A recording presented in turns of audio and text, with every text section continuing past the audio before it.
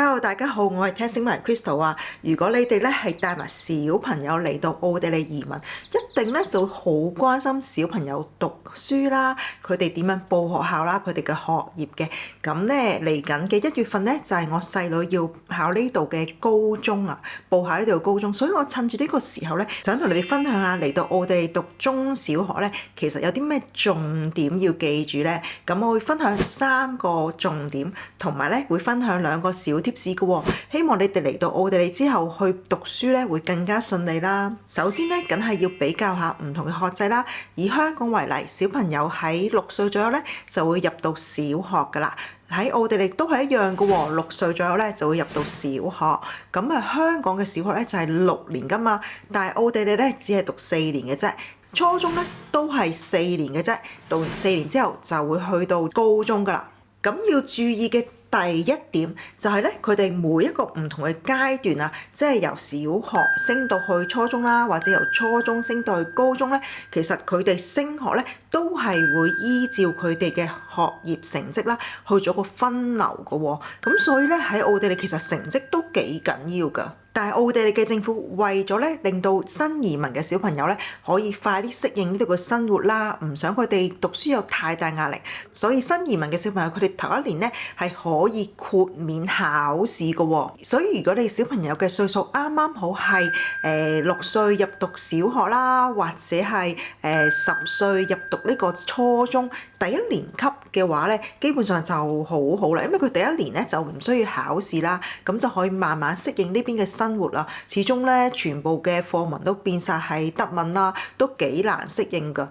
但係如果個唔好彩，你小朋友嘅歲數啱啱係每一個階段嘅最尾嗰1年咧，咁點算咧？雖然係可以唔考試，但係如果唔考試，你點樣有成績去升讀下一個階段嘅學校咧？所以如果係真係咁嘅話咧，咁小朋友嚟到最好咧，就係同翻學校去傾翻，會唔會係即係入讀翻低一班？咁譬如你小朋友啱嚟到應該讀初中嘅4年級啦，咁就可以同翻學校去講翻啦，就冧一班去讀翻初中嘅3年班，咁佢初中嘅3年班就可以唔需要考試啦。咁去到初中嘅4年班咧，先開始考翻試，咁咧又可以有1年嘅適應期啦，咁又可以有翻個成績去報考之後嘅高中啊。而第2個要注意嘅點咧，就係奧地利嘅學校好多時都會有佢自己想專注嘅一個範圍啊。其實呢一樣嘢咧喺小學咧都會見到，不過咧就唔係好明顯嘅啫。但係去到初中咧就會好明顯㗎啦。咁有啲學校會比較專注於音樂啦、發展啦、藝術嘅發展啦，或者運動啊、科學啊，或者係一啲語言嘅發展㗎。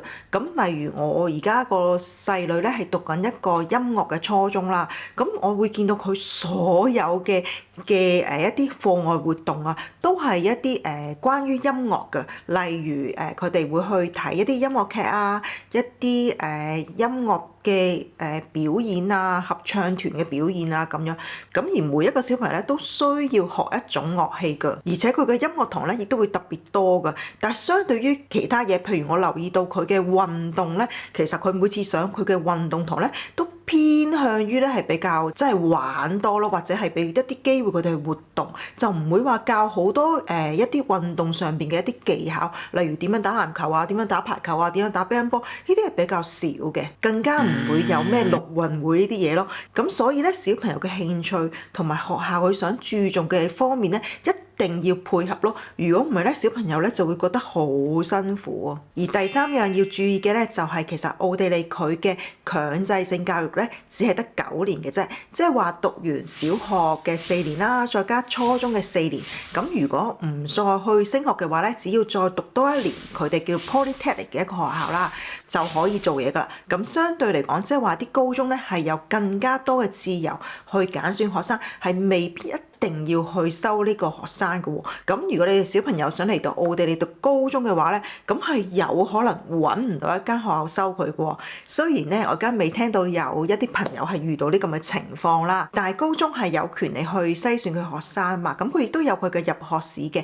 咁所以咧你嚟到未必真係入到你想入嘅學校咯。咁其實奧地利高中你都分為好多種啦。咁但係如果想入大學咧，主要都會係讀翻 AHS 或者係 BHS 嘅。咁 BHS AHS 咧就係一啲技術嘅高中啊，即係話佢嘅學科咧，其實咧同佢工作係有個好大嘅關聯㗎。例如我嘅大女而家讀緊一間藝術嘅高中啦，咁佢裏邊嘅學科咧就會分為即係產品嘅設計啊、陶瓷設計啊、即係首飾啊咁樣，亦都有一啲室內設計啊或者係建築設計咁樣。所以你見到佢啲科目咧同佢之後嘅工作咧係息息相關㗎。咁所以如果你個小朋友係有一啲咁嘅興趣，好特別知道佢之後想做乜嘢咧，其實就去考翻一啲咁嘅高中啦。但係啲咁嘅高中咧，當然係由第一年開始讀係最好嘅，因為佢係好技術性噶嘛。咁如果你係中間去做插班咧，我覺得係比較難噶。咁我近排就去咗一間 AHS 嘅學校嘅 Open Day 啦，咁就好似呢一間咁樣啦。咁原來咧佢都有分嘅喎，你可以睇到咧，其實佢都有分翻一啲即係專注係電腦科技啊、藝術啊。跟住咧就會有呢個科學啊、音樂啊，同埋呢一個嘅舞台劇㗎。咁所以咧，其實佢都有分嘅。但係你會見到啲科目咧，就唔係同佢之後嘅工作有即係好大嘅關聯，都係比較廣嘅。我諗咧，呢啲學校咧係比較容易去插班咯。而呢一種 AHS 嘅學校咧，亦都會有衍生另外一個問題㗎。其實呢一種學校咧，佢好多時都需要學第三種語言啊，即係話除咗英文同德文之外咧，佢要學第三種嘅語言。就好似我而家呢一間學校咧，佢嘅第三語言可以揀係法文啦，或者係拉丁文嘅。咁如果你真係好有興趣，亦都仲可以選修翻意大利文添。如果你嘅小朋友語言能力好強，當然冇問題啦。但係如果唔係嘅話，嚟到呢邊已經要學德文㗎啦，再要學多一種語言咧，其實真係難㗎。所以嚟到呢邊揀學校咧，一定要問清楚佢哋咧會唔會有咩地方係專注去發展啦，同埋需唔需要學習第三種語言，咁就根據翻小朋友嘅能力去揀選翻啱佢哋嘅咯。咁關於啲硬件要注意嘅地方咧，就分享下我嘅小貼士啦。咁頭先有講過啦，喺每個階段嘅升班，其實佢都需要一個成績去分流噶嘛。咁而呢一個成績咧，基本上都係校內試嚟嘅。點解我要咁注重呢個校內試呢一樣嘢咧？咁你哋都知我啱嚟到咧係住喺山上邊噶嘛。咁我當其時兩個女咧讀嘅初中咧，都係一間小鎮上邊嘅初中嚟噶。咁舉個例子啦，以德文為例啦，當其時我兩個女都係考到中等嘅水平㗎，即係攞到3啦。咁喺嗰間小鎮嘅初中讀咗1年半啦，我哋就過咗嚟加斯呢邊啦。過咗1個學期咧，我係兩間校兩個女都收到老師嘅警告咯，就話佢哋嘅德文咧未如理想啊。咁我細女就話俾我知啦，佢覺得咧喺小鎮讀書嘅時候咧，老師嘅要求咧係冇咁高㗎，而考試嗰份卷咧佢都覺得冇咁深㗎。嚟咗呢邊咧，老師嘅要求會高咗咯，佢會好需要小朋友咧，即係主動舉手答問題啦。咁平時亦都會有多好多功課啊，亦都咧嗰份試卷咧，佢覺得都係深好多。咁所以我覺得啱啱移民地奧地利咧，真係可以揾翻啲小鎮度住啦。咁小朋友讀書嘅壓力就會少啲咯，而且佢哋會更加容易咧攞到高分嘅。咁對於小朋友嘅心理都會好啲嘅，而攞咗一個比較靚啲嘅成績表去報考之後嘅學校咧，亦都係容易啲嘅。咁但係小鎮嘅學校有啲咩唔好處咧？咁其實都有嘅。咁我記得當其時我大女就係嗰間即係小鎮嘅初中讀中4嘅時候，咁跟住佢就需要報高中啦嘛。咁但係咧學校嘅支援係真係冇嘅，我哋係唔知道嗰個程序係點樣啦，我亦都唔知道有啲咩學校嘅選擇。咁嗰陣時咧就都好彷徨㗎，係需要自己上網去揾好多嘅資料。但係嚟到呢邊就好唔同咯喎，嚟到呢邊咧而家就係到我細女需要考高中啦。咁跟住老師咧係有即係話翻俾佢知，其實整個報高中嘅流程係點樣啦。咁我哋去問翻個老師，亦都解釋得好清楚。佢時不時咧亦都會話俾佢聽，有咩高中咧係有呢個開放日啦，咁叫我哋去參觀啦。佢亦都會帶啲小朋友去參觀唔同中學嘅一啲開放日。咁我覺得喺資料上咧係啲小鎮嘅學校未必可以提供到俾我哋，而大城市嘅學校咧就做得好足咯。而第二個 tips 咧就更加重要啦，我感覺到咧奧地利嘅學校咧係好有人情味嘅。咁點解咁講咧？咁其實係我個大女當初去考呢間高中嘅時候，其實係要考一個入學試㗎。咁當日咧佢就考咗英文同德文啦。咁我去接佢嘅時候咧，咁我就遇到考試嘅老師啦。咁就問下佢其實成個篩選嘅程序應該點樣？我哋幾時會知道結果啊？咁個老師就望一望個成績啦，就同我大女講話佢嘅英文就考得好好，不過德文咧就唔係幾好啦，即係未達到水平啊咁樣。咁我哋當然即刻補鑊啦。我哋就話其實我哋都係嚟到奧地利都係1年半啫，其實我大女呢個進步都好神速㗎啦。我哋相信佢都會之後係應付到呢度嘅即係教學嘅。咁個老師都同我大女就再講多幾句啦，跟住問下佢嘅情況咁樣。